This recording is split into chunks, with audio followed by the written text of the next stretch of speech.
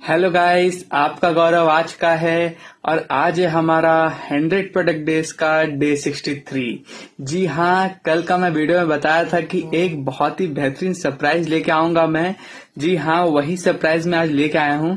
तो ये जो हमारा जो मछली है की रानी जी, ये जो मछली थी, तो इसके अंदर क्या ऐसा चीज है जो आपको पता रहना चाहिए। जी हाँ, एक्चुअली ये मछली के साथ साथ ये 2 in 1 है, ये मल्टीपर्पज है। साथ साथ इसके अंदर है सिंदूर डिब्बा। ये देखिए, ये सिंदूर डिब्बा का भी काम करता है, बहुत ही सुंदर लगता है। आप इसको कहीं भी रख देंगे और इसको सिंदूर डिब्बा ऐसा काम करेंगे तो बहुत ही सही लगेगा और एक अलग वाइब देगा इसके अंदर।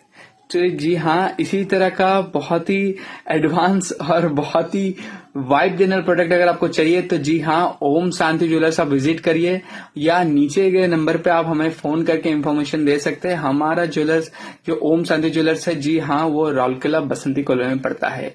ओम शांति।